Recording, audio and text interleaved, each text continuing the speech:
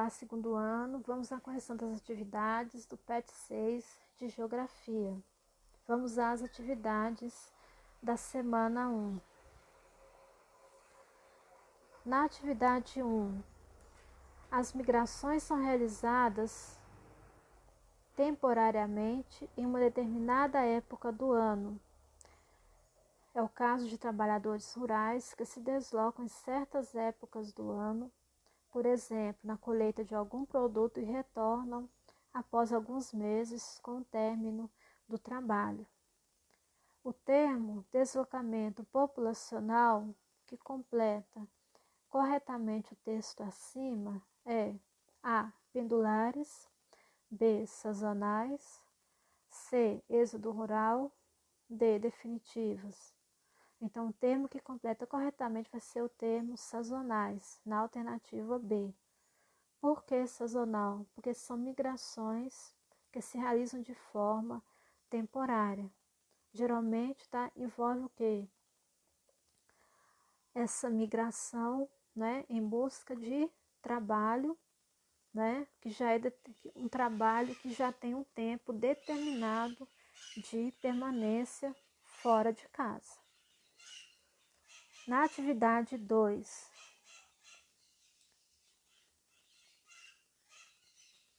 sobre a população, a alternativa verdadeira é A. A população relativa ao número total de habitantes de um local.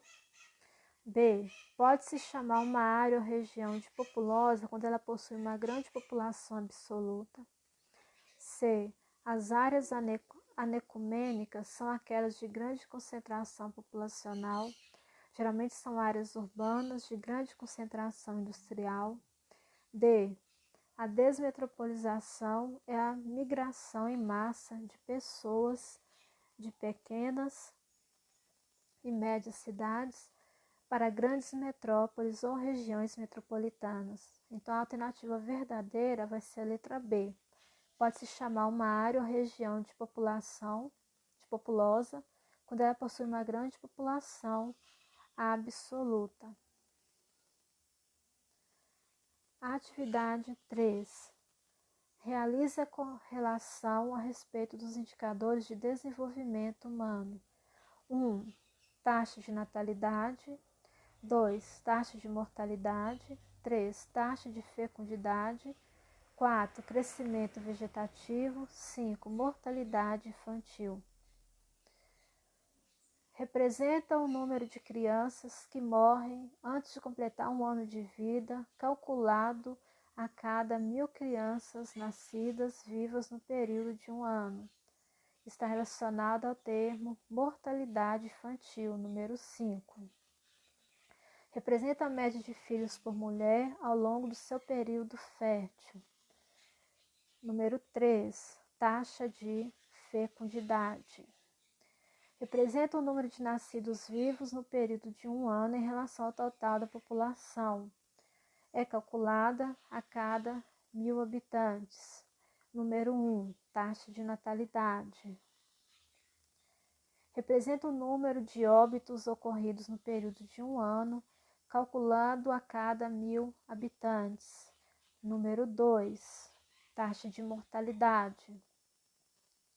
Representa a diferença entre a taxa de natalidade e a taxa de mortalidade no período de um ano. Número 4. Crescimento vegetativo. Atividade 4. Em uma determinada localidade, após um censo demográfico, ficou revelado que no ano de 2005 a taxa de imigração foi de 8%, a de emigração foi de 3% da sua população total e os óbitos anuais chegaram a um total de 331.038 pessoas.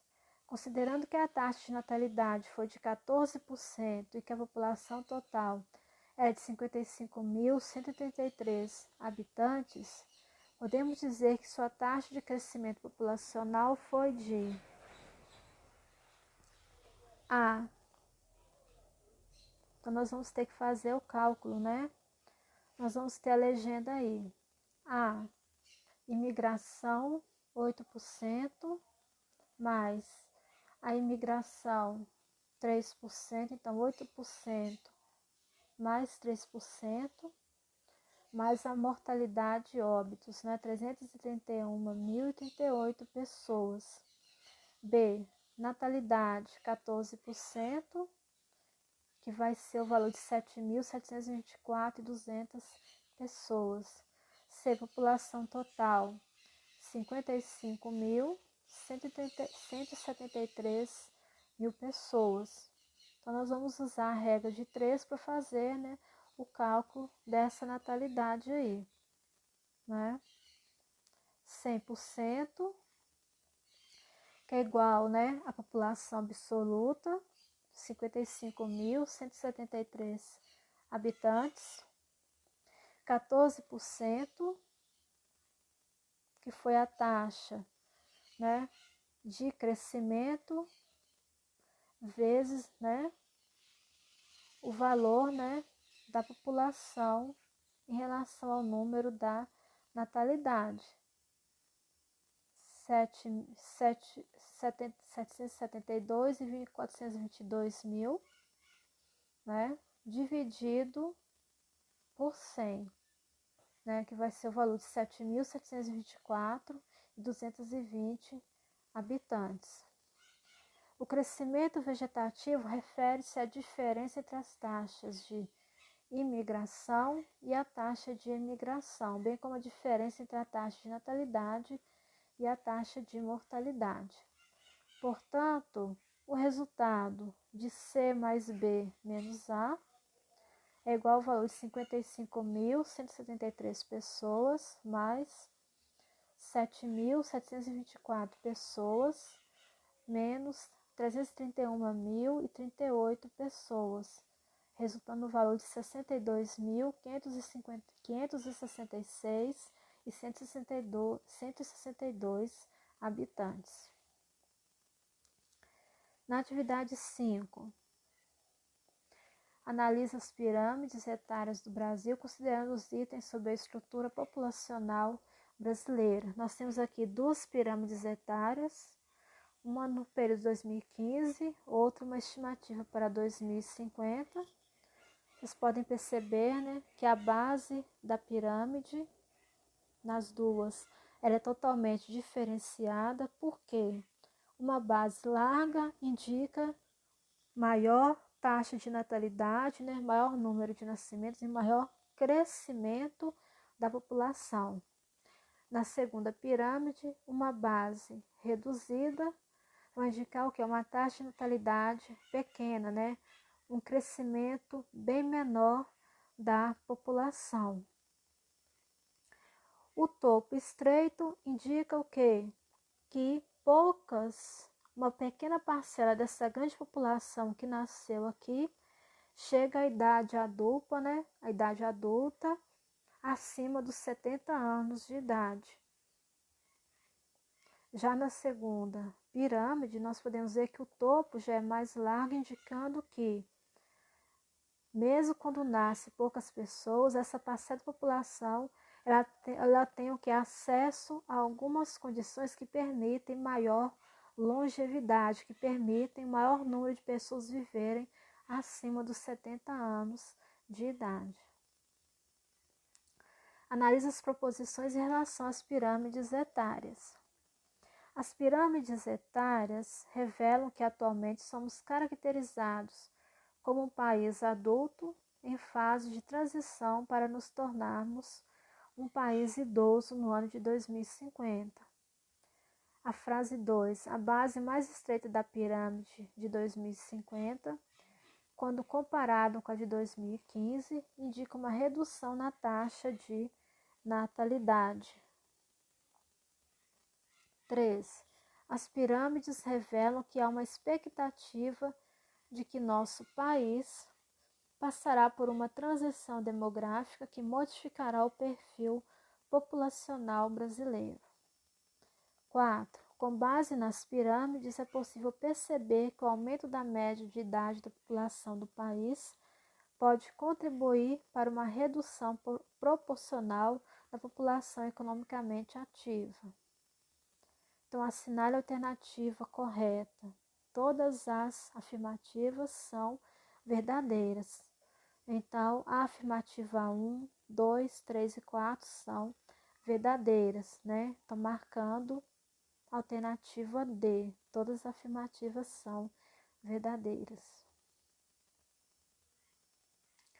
Vamos agora à correção da segunda semana do PET 6 de Geografia do segundo ano. Na atividade 1, o Índice de Desenvolvimento Humano, IDH, criado pela ONU, avalia com maior precisão as condições humanas e sociais de um país. Assinale a alternativa que apresente os indicadores utilizados na determinação do IDH. A. Consumo de calorias, taxa de analfabetismo, número de médicos por 1.000 habitantes. B. Taxa de fecundidade, PIB por habitante, população empregada no setor primário. C. Renda per capita, escolaridade, taxa de alfabetização entre adultos e expectativa de vida ao nascer. D. Taxa de mortalidade infantil, valor do salário mínimo, taxa de natalidade. Então, os indicadores utilizados para a determinação de IDH estão contidos na alternativa C. Renda per capita, escolaridade, taxa de alfabetização entre adultos e expectativa de vida ao nascer. Atividade 2. Os 50 países mais pobres do mundo, classificados segundo o Índice de Desenvolvimento Humano, o IDH, do Programa das Nações Unidas para o Desenvolvimento, o PNUD, 33 estão situados nessa região. Desnutrição, pobreza, analfabetismo e condições sanitárias precárias exemplificam o lado perverso da globalização, que amplia o crescimento das desigualdades no mundo. O texto acima refere-se a qual continente e, mais precisamente, a qual região desse continente? Considerando o crescimento das desigualdades no mundo, conforme indica o texto, podemos apontar que a África subsaariana é a região onde estão encontrados 33 países dentre os considerados 50 mais pobres do mundo, seguindo o Índice de Desenvolvimento Humano IDH do Programa das Nações Unidas. Atividade 3. A diferença entre renda nacional e renda per capita é que a renda nacional é a soma de todos os rendimentos de um país e a renda per capita é a renda de apenas uma pessoa. B. A renda nacional é a soma de todos os rendimentos de um país e a renda per capita é o valor médio de rendimentos por habitante. C. A renda nacional é o valor médio de rendimentos por habitantes em um determinado país e a renda per capita é o rendimento de apenas uma pessoa. D. A renda nacional é um indicador econômico e a renda per capita é um indicador social. Então, a alternativa mais correta é a alternativa A. A renda nacional é a soma de todos os rendimentos de um país e a renda per capita é a renda de apenas uma pessoa. Atividade 4. Em 1989, o coeficiente de Gini atingiu no Brasil um pico de 0,636. Depois disso, apresentou reduções quase constantes, registrando 0,543 em 2009. O coeficiente de Gini é um importante indicador socioeconômico que revela em um país o grau de... Então, o coeficiente de Gini, ele estima a desigualdade de renda em um país. Atividade 5. As curvas de Lorenz a seguir mostram a renda familiar no Brasil em 1989 e 1999. Então, a curva azul mostra, né, o desenvolvimento da renda em 1989. A curva verde mostra, né, essa distribuição de renda em 1999. E a curva vermelha vai mostrar, né, uma igualdade de renda da população. Com base na curva, o que se pode dizer sobre a concentração de renda de 1989 e 1999? Com base na curva apresentada no gráfico, podemos dizer que a concentração de renda de 1989 a 1900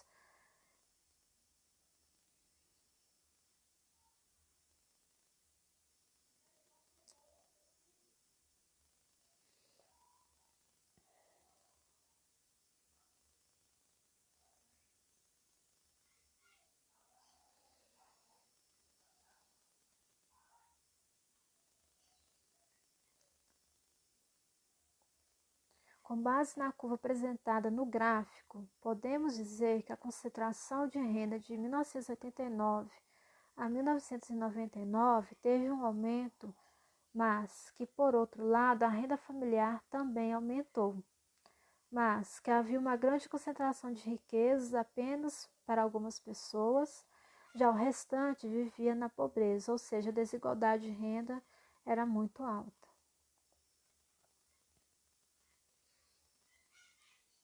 Vamos agora à correção da semana 3 do PET 6 de Geografia do segundo ano. Atividade 1. O que foi o Tratado de Tordesilhas e qual a importância ele teve sobre a formação do território brasileiro?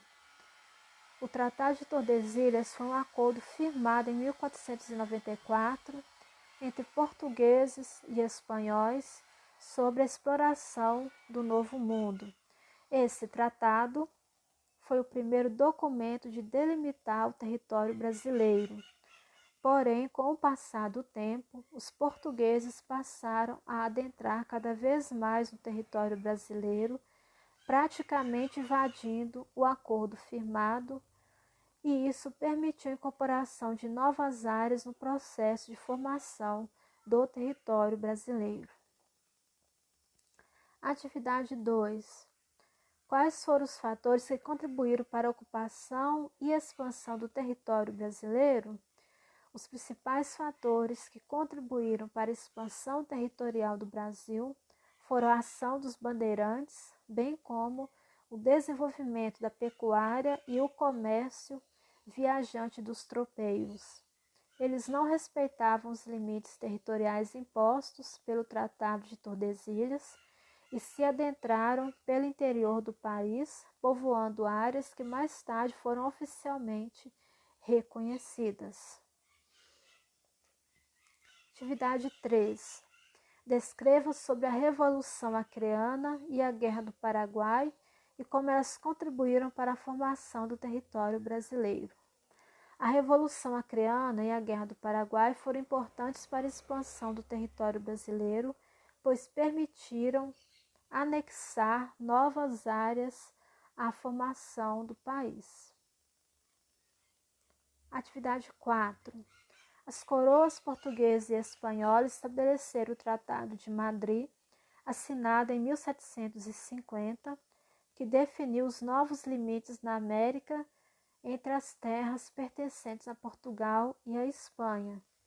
Considerando-se essa informação, é correto afirmar que o Tratado de Madrid substituiu o Tratado de Tordesilhas e conferiu às possessões lusas e espanholas na América uma feição mais próxima do que tinha sido a efetiva ocupação de terras pelas duas coroas. Então, a alternativa A é a mais correta.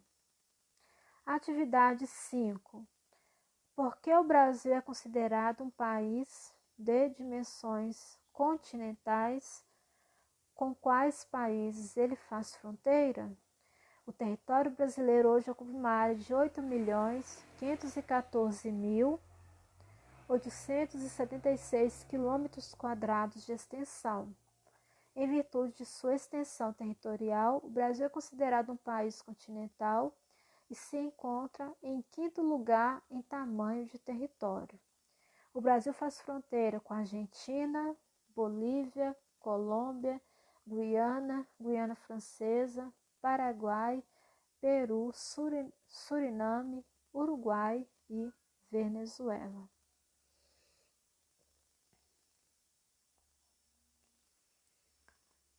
Correção da semana 4 do PET 6 de Geografia do segundo ano. Associa as diferentes formas de exploração econômica e ocupação de território aos períodos que ocorreram. Desenvolvia-se no território um conjunto de atividades econômicas importantes, como a produção de café, de cacau e de algodão, que fortaleceram o povoamento das terras. Na Amazônia, houve avanço de ocupação por causa da produção de borracha. Então, vai estar relacionado à alternativa D, século XIX. Além da exploração do pau-brasil, a produção de cana-de-açúcar, principalmente no Nordeste, começou a ganhar importância. Nesse período, a ocupação se concentrava no litoral. Está relacionada à letra A, século XVI. A expansão da pecuária pelo território e a exploração de ouro e diamantes foram as principais atividades que favoreceram o domínio das terras a oeste. Está relacionada à alternativa C, século XVIII. A expansão do povoamento acompanhou a produção de cana-de-açúcar em áreas do Sudeste. A pecuária levou o povoamento em direção ao interior do território e a busca pelas drogas do sertão, guaraná, urucum, cravo, canela, salsa, entre outras, possibilitou o início da ocupação da Amazônia pelos portugueses. Está relacionado à alternativa B, século XVII. No Brasil colônia, a pecuária teve um papel decisivo na alternativa D, expansão para o interior. Atividade 3. Sobre o fracasso do chamado ciclo da borracha na região amazônica, são feitas as seguintes afirmativas. 1. Faltou mão de obra especializada, afinal a migração nordestina não foi capaz de atender a demanda. 2. A produção desenvolvida pelos ingleses em regiões asiáticas resultou em um produto com custo menor, dificultando a comercialização do nosso látex. 3. A ocorrência da Primeira Guerra Mundial paralisou o comércio internacional, dificultando as exportações brasileiras. Assinale alternativa B, em que apenas a afirmativa 2 está correta. Atividade 4.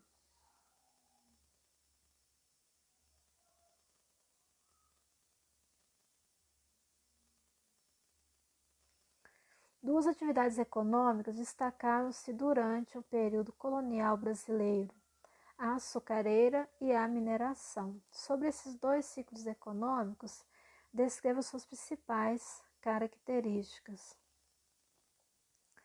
Os dois ciclos econômicos da atividade açucareira e atividade mineradora foram de suma importância para o desenvolvimento do período colonial no Brasil.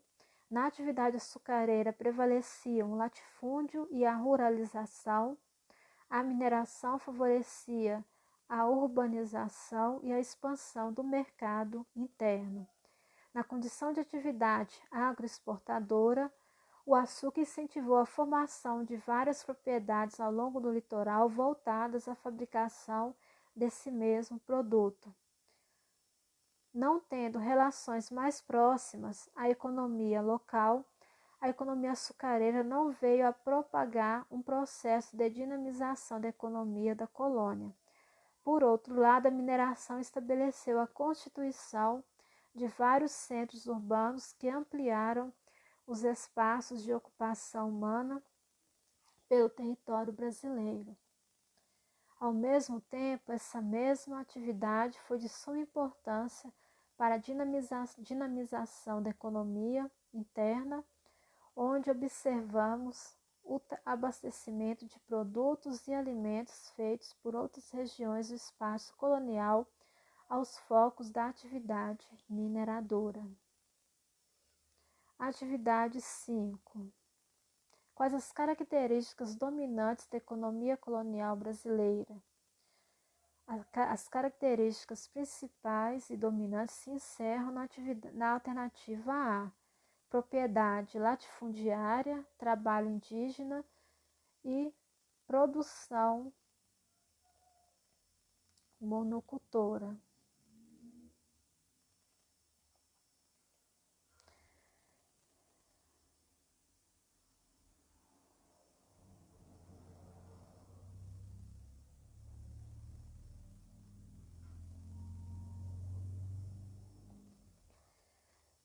Alunos, essa alternativa A ela é a correta, só que ao se construir, o caderno de vocês, houve um erro de grafia aí, pela coordenação da Secretaria de Educação. Então, ao invés de se escrever trabalho escravo, se escreveu trabalho indígena. Então, tá? Além da atividade da propriedade latifundiária e produção monocultora, teria que estar escrito aí trabalho escravo. Por isso, tá? Que é a letra A que vai ser marcada. Vocês irão substituir a palavra indígena por escravo. Na atividade 6, descreva sobre a atual fase da economia brasileira. A economia brasileira atual é diversificada e abrange os 3 setores primários, secundário e terciário. O país há muito abandonou a monocultura e diversificou a sua indústria. Hoje a economia brasileira é baseada na produção agrícola, o que faz o Brasil um dos principais exportadores de soja, frango e suco de laranja do mundo. Ainda é líder na produção de açúcar e derivados da cana, celulose e frutas tropicais.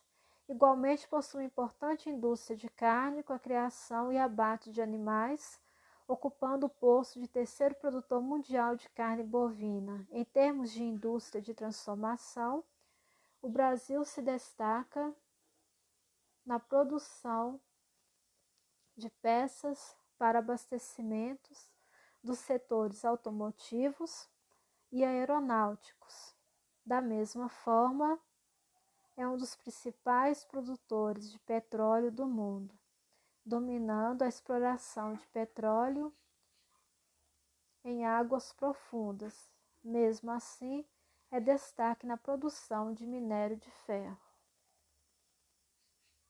Terminamos aqui a correção das atividades das semanas 1, 2, 3 e 4 do PET 6 de Geografia do segundo ano.